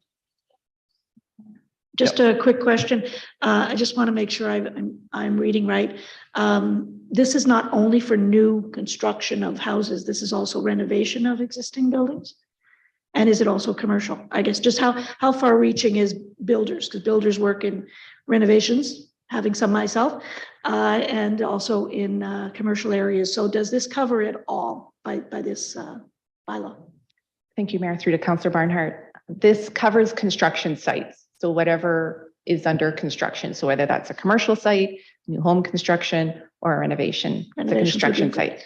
Yeah, just I wanted to make sure. So thank you. Thank you, Councillor. Councillor Tessie, you have a question on the motion?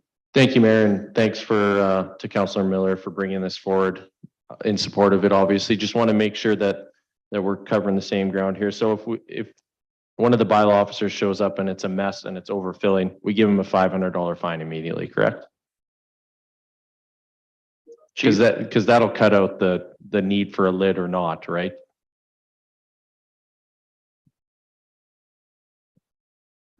Through the mayor to Councillor Tessie, the process that we used this year, which was a lot more aggressive, was the stop order. That everything needs to stop on the site until it's cleaned up. No more work is allowed to be permitted. So that's a stronger approach that our officers have been taking. And once we did that this year, we've seen some of those sites that kind of turn the page and adhere to what we were doing. So that's the process that we use. Our officers use their own judgment based on what they see, but we've taken a real aggressive approach, and I'm sure that would be the same process moving forward during this construction season.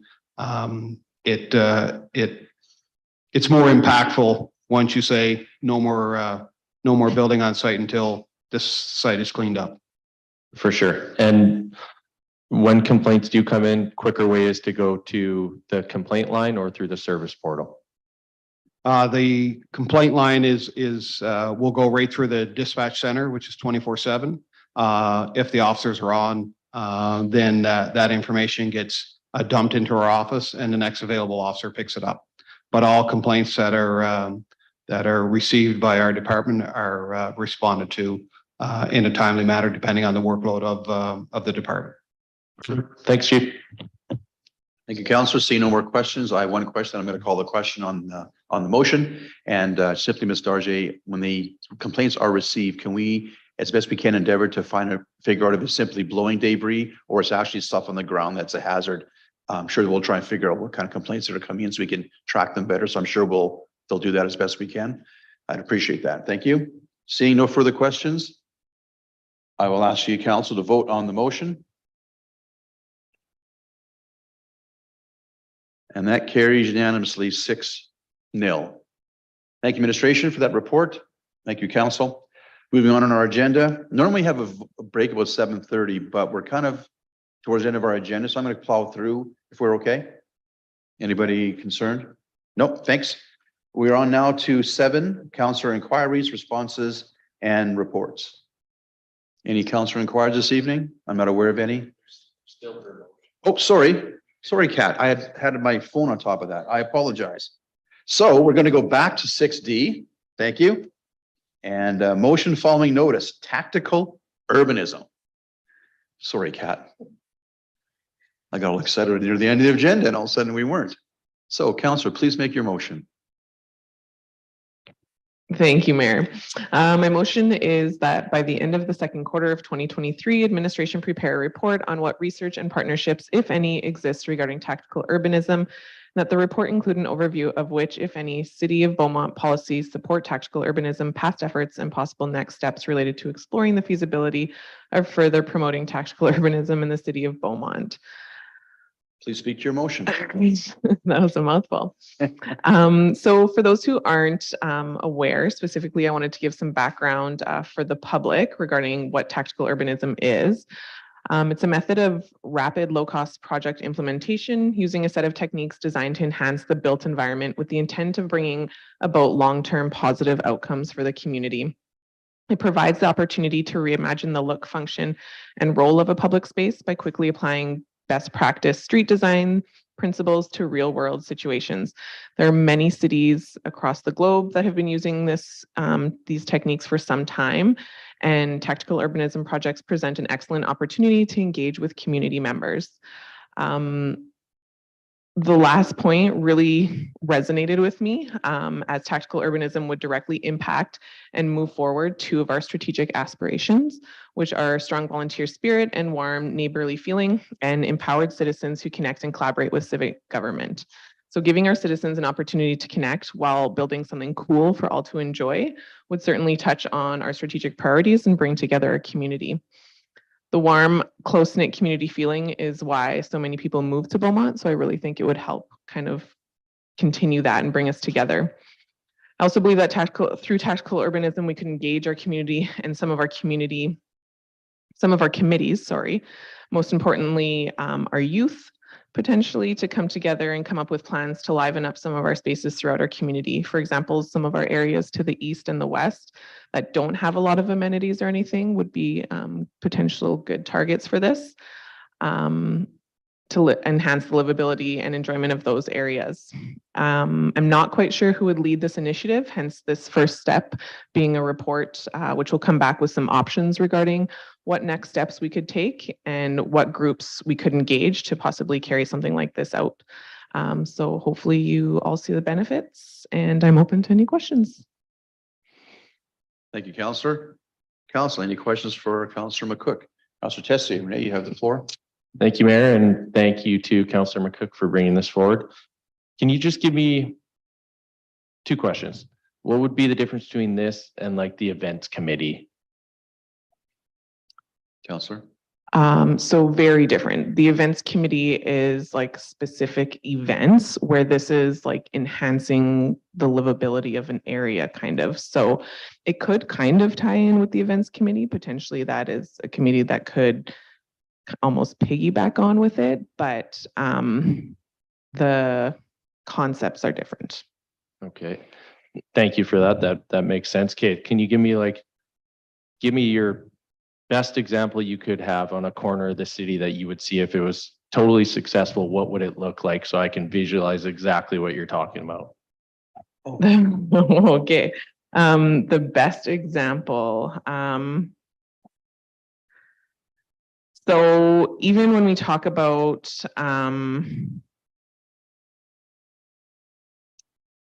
you know, you could do like a almost like a pop-up coffee shop type thing. Like we have our markets and stuff. So it would also almost be like you could do like a pop-up market, something like that, but in one of those areas that are less frequented and are looking to liven up and to bring some community around. Awesome. So is there like a time limit, like on say a pop-up tent of a coffee shop, or is it, that would be like a tenure of 2 months, a year?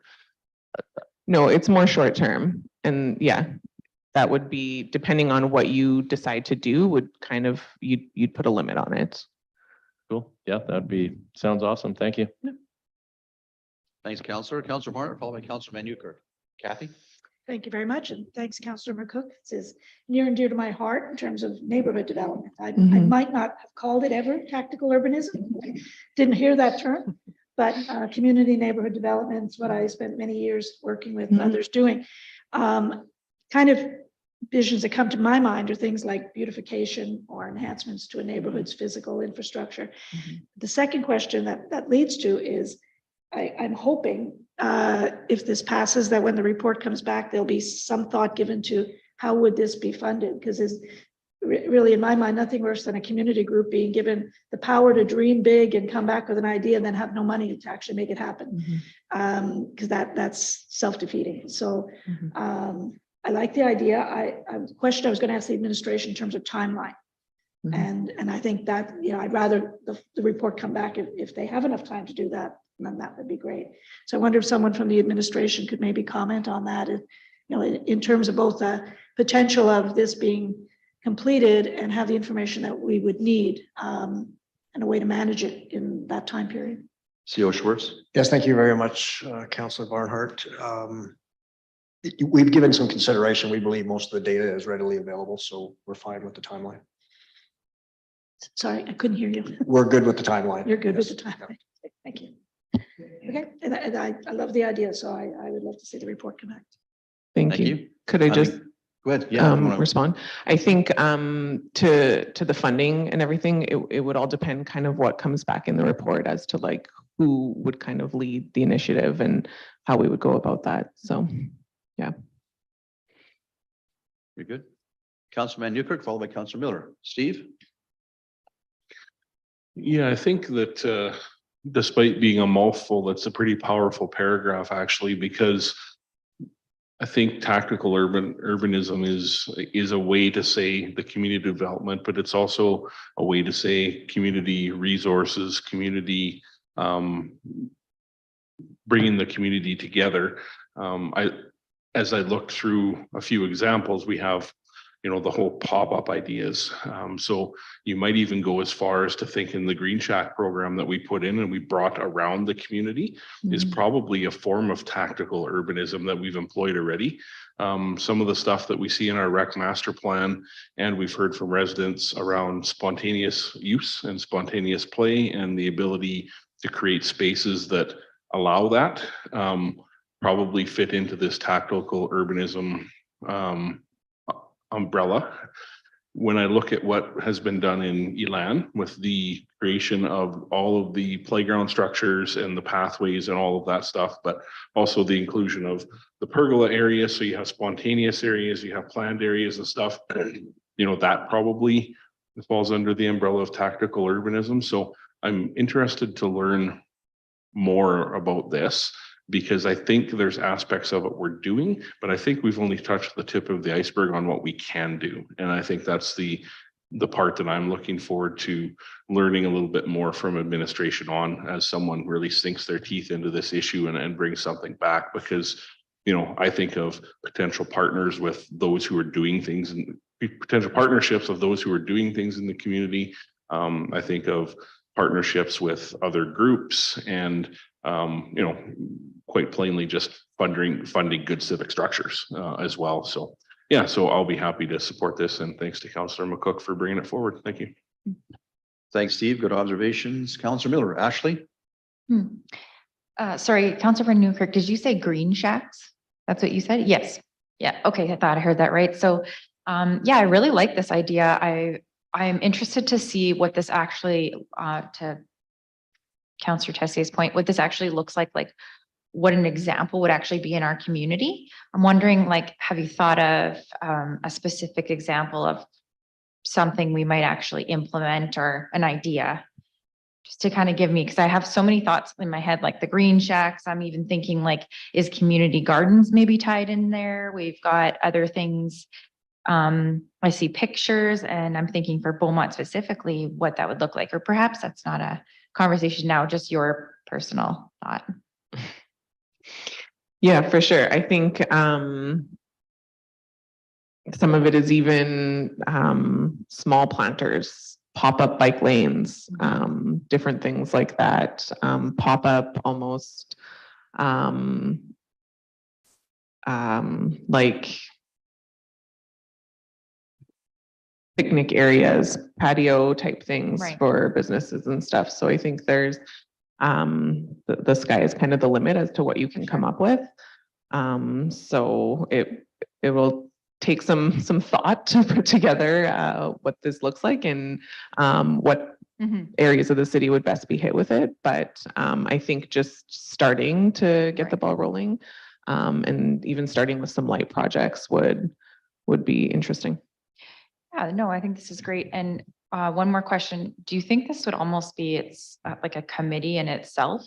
And I'm just wondering because like you said, there is so many things happening in certain different committees. I'm wondering, like, would this be one in itself that perhaps I'm just thinking. Might be part of the report. It could be potentially that would come back in the report that it would have to have a committee that would kind of lead this. So I think that would be information we'd probably get back in the report. Awesome. Well, thanks for bringing it forward. Thank you. Seeing no further questions or comments, I think it's kind of a cool idea and we'll see what the report comes back and see what the future might hold with this one. So with that, I'm going to call the question on the motion before you. Council, will you please vote accordingly based on the motion, and that carries unanimously 6-0. Thank you very much, Councillor McCook, for bringing that forward. I'm looking forward to the report. I'm sure you are as well, and the rest of council. So we are now at number 7 on our agenda, councillor inquiries, responses, and reports. Are there any councillor inquiries this evening? Councillor McCook. Kat, you have the floor. Just back at it. Yes, I do have a councillor inquiry. Please provide information on Beaumont's community events and include the following: any available data on year-over-year comparisons for costs related to events put on by the city. When was the last increase in the community events budget, specifically dollars earmarked for events, and what was the total increase? And when is the next presentation to council scheduled for the community events committee? Thank you, Councillor. Are there any further councillor inquiries this evening? Seeing none. Oh, sorry, Councillor Tessier. I saw your light just flash now. Go ahead. Thank you, Mayor. Please provide information on if the Beaumont Lake subdivision development standards were fulfilled by the developer, and if not, has the city taken steps to recover costs to complete the work? And additionally, is the city installing trees in the boulevards in this area? And if so, why? Thank you. Thank you, Councillor. Are there any further councillor inquiries this evening? Seeing none, are there any responsive reports from councillors? Seeing none, we'll move on. Item 8, CEO update. CEO Schwartz. Yeah, thank you very much, Mayor Dunlap. A few items, and again, we'll send these out in hard copy in the morning. I thought the session that council had, this is more for the public's edification, but it was also very interesting on February 16th when you brought Doug Griffiths in and talked about the 5 priorities that bring people to your community and investment in your community. So I just wanted to reiterate them for the public. So number 5 was low taxes. Taxes, of course, have to pay for number 4, which is roads and infrastructure and the ability to maintain those. Without roads and infrastructure, then you can't house a workforce. as they go hand in hand. I thought it was interesting that housing is the single biggest issue facing all communities right now, and that's in North America. So you've got the taxes that pay for the roads and infrastructure that allows the housing and the workforce to come. Number two is the quality of life. So you can't just pop up houses and roads. You must have something that people enjoy, recreation, restaurants, coffee shops, all of those things. But the number one priority was regional collaboration and the ability to show that you can work within your region, including with your chambers and your school boards. I just thought I'd echo those, and I know you've all had those in the notes, but I thought it was really important to state from a community's perspective. And no, it wasn't a cheap budget sales job. Well, maybe a little bit. Communications engagement for the Alcohol Four Seasons pilot will launch next week. So more details will come to you by the end of this week. We'll give you some key messages and what that's going to look like. The gas line for Larev is currently being installed. Starting today, the alternated lane closures. So it's anticipated to be completed by the end of the day tomorrow. Residential snow removal, we're revisiting residential areas completed prior to Christmas for a secondary cleanup to address roughness and blocked drainage paths from the freeze thaw. That's always becomes a problem, hopefully sooner than later this year as things start to warm up. From a recreation perspective, the deadline to apply for the Arts Council grant is 11:59 p.m. tomorrow. That's March 1st. And the deadline to apply for the community grant funding program is 10 a.m. on April 1st. So I'll throw those out to the community. You can get more information on our website. There's links. And of course, the last item today was the provincial budget. And you will receive key messages momentarily. Some of the highlights, MSI capital is unchanged. This year it sits at 485 million, but that is a significant reduction from the year prior. The MSA operating fund has been doubled from 30 to 60 million to address inflation and costs of government policy. FCSS funding is positive, is going up 5% to 105 million. The education property tax requisition is frozen for 2023. And what you'll see in the briefing note is what the past changes to the requisitions were and also the capital. So what that means for Beaumont, we don't know yet. Of course, that devil comes out in the details. However, by the operating the MSI operating being doubled, we anticipate that right now we receive only a small amount of money for operating. That's 139,000 a year. But if we see that doubled, if they use the same formula, then we will have to adjust the 2023 budget in a positive way. So we'll have that. We should have that information by budget time. That's good. Again, key messages are coming. I know, Mayor, you attended the budget speech today. If you wanted to add anything else, that's all I have. Thank you. I'm good on that. Thank you. Any questions for our CEO? Looking forward to the update in writing. It's a nice way to have it too. We much appreciated that. Next on our agenda is notice of motion. I noticed a motion from members of council this evening. I'm not aware of any, but there may be some have come in later this afternoon. Seeing none, we have nothing in our closed session this evening. It's on the consent agenda. A couple of quick comments before we adjourn this evening. Family Day was this past weekend. Again, an extremely successful event. I know the committee that Kat sits on is responsible for doing that.